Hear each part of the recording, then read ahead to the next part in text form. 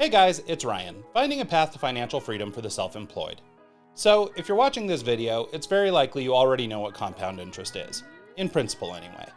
It's the adding of money to an account at regular intervals, claiming dividends or interest off that investment, then reinvesting those earnings effectively, allowing your money to grow or compound. Over time, you can turn a little money into a lot of money, and to be honest, it's pretty straightforward to do. However, if you're watching this and you've watched other videos on the same topic, then you know that for almost everyone who discusses it, if you didn't start investing at 19 years old, then you've already missed the boat. If you're anything like me and just starting your savings and investment journey at the ripe old age of 40, it's easy to dismiss compound interest as something you've missed out on. But the good news is that you haven't entirely. Let's talk about it.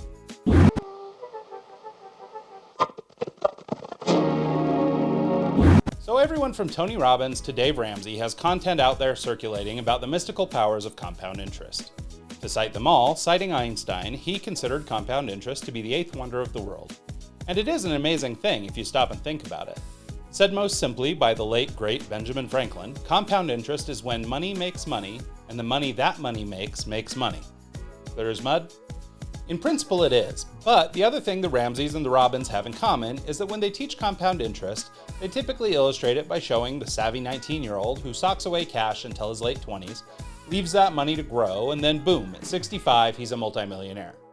Then they contrast that little rags to riches anecdote with that sad sack who started 20 years later saving a lot more money, and we mock the pittance that he made relative to the kid with the great parents.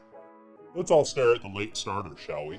But what these so-called experts don't talk about, maybe because it's less sexy or because we're lost causes in their eyes, is what those of us that learned about compound interest in our 40s can do to capitalize on it, and maybe even play a little catch-up in the second half.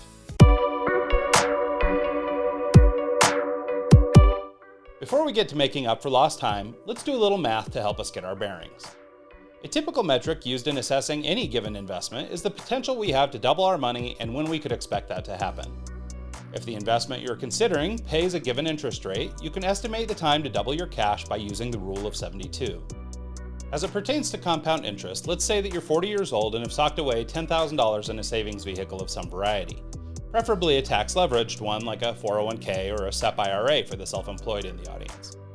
For sake of argument, let's say this $10,000 generates a 10% annual return, so assuming you're going to work until age 65, how much money would you have at retirement, assuming you left it alone for those full 25 years?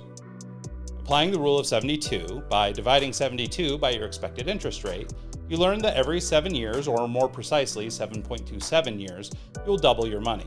So over the course of 25 years, your money would double just short of 3.5 times, leaving you with $108,347. The better the rate of return, the faster your money will double. The faster your money doubles, the sooner you reach financial independence.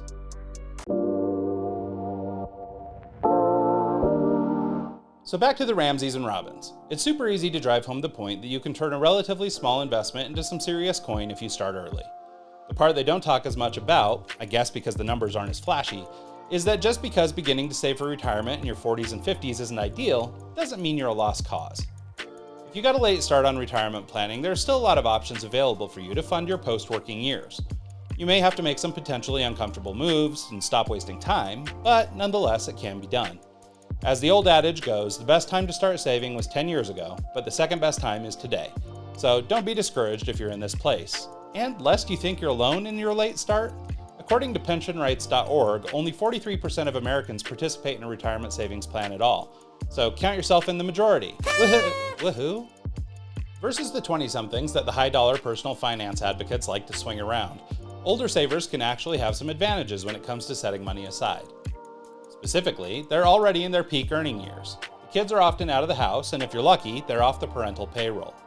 Sure, it's also by necessity that we have to shell away a little more cash than our Gen Z counterparts to catch up, but generally speaking, we're able to. For those who are debt-free or have paid off cars or mortgages, there's even more money to be shelled away. And for the 50-plus crowd, the government offers catch-up provisions, allowing them to contribute an extra $6,500 to a 401k, $1,000 to a traditional or Roth IRA, and up to an extra $3,000 to a SEP IRA on top of standard contribution limits each year. Another way people often try to play catch-up is by taking on a lot of extra risk in an effort to shoot the moon. But it's not just about investing, it's about investing wisely. So you may find that how you save could be more important than how you invest in the years up to retirement. When people talk up compound interest, they like to show off how some industrious 19-year-old put away a pittance and at 65 they've got a couple mil in the bank. It's impressive, don't get me wrong, but that's about the point where the 40-year-olds in the crowd tune out. And why shouldn't they? After all, they've been told that if they started today, they'd be left with only a fraction of the young person's wealth on the same investment, given their shorter 25-year timeline, assuming retirement at 65. It wouldn't be nothing, but it's far less glamorous, and it's certainly not enough to retire on. For me, the only problem with that math is I don't think it does a good job looking at one of the key differences between the saving or investing power of a 40-year-old versus their 20-year-old counterpart. While age is working against us, sure. Generally speaking anyway, we're making more money by the time we're 40 than we did at 20. The average income of a 40-year-old is something like $58,600, whereas the 20-year-old is set to make something more like $34K.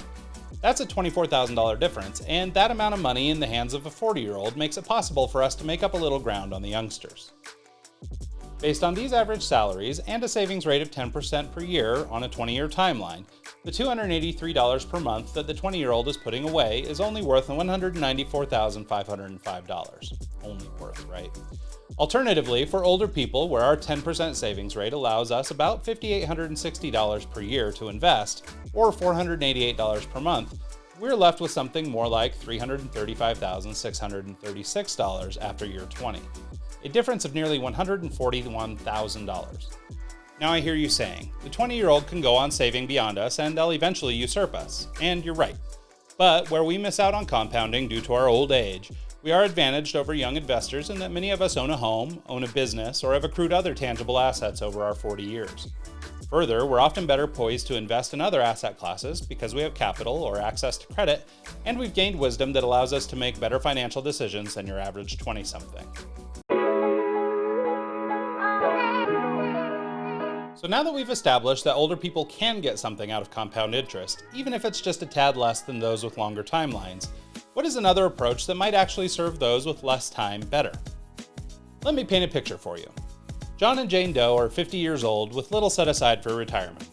Their kids are out of the house and mostly independent, so after watching this video, they decide to go ape on their retirement savings to make up for lost time.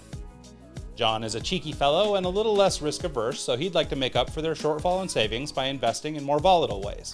Think crypto. On the other hand, Jane would prefer to simply save more money. Some assumptions. The Does have a household income of around $100,000, which will grow at 2% per year with cost of living adjustment from their employers. Jane expects that their investments will compound at a rate around 6% annually and hopes to set aside approximately 20% of their income. John, however, thinks he can do better by trading stocks and cryptos while saving a little less dough each month. In this scenario, the Does want to retire around 65 or 70 years old, but how far will their savings get them in just 15 or 20 years? First, Jane's approach. Assuming a 6% return on the 10% savings rate, after 20 years, the Does would have amassed something north of $432,000. Not too shabby, and if they were able to set aside just a little bit more, maybe getting to that full 20% per year, at the same 6% return it doubles, coming in at $864,000. But what about John's approach? Well, let's say he keeps with the 10% savings rate, but he doubles the rate of return to 12% in the markets. After 20 years, he comes in around $826,000. Not chump change by any stretch, but the point is that he made less than Jane when she simply added an extra 10% to the pot at significantly less risk. Now, I don't want to disparage John, but odds are he's not the second coming of Warren Buffett. So, suffice it to say, for short-termers, it may be a little safer to increase one's saving rate versus increasing the risk of the investments. And for people who are already in their 50s and 60s, safe-ish, secure investing is often a better way to go versus rolling the dice on volatile markets. At the end of the day, everyone's situation is different, and it's for that reason, among other more legal reasons, that I don't give financial advice on this channel. That said, a lot of content on YouTube is directed to younger people, as is a lot of the personal finance information out there. But if I've accomplished anything with this video, it's that I hope older investors are energized and recognize there are great opportunities out there, including capitalizing on compound interest, and that it's never too late to start saving. So get started today. Not in a month or in a week, but now. Thanks so much for watching. Dap up the like button if you haven't already. Also, subscribe to the channel, please, and hit the bell to be notified every time I drop a new show. If you find this content or anything on this channel valuable, please share it and spread the good word. Get $10 in free Bitcoin when you buy or sell $100 or more in crypto at Coinbase at the link below, and join me here every Tuesday and Friday for more. Take care, and we'll see you all next time.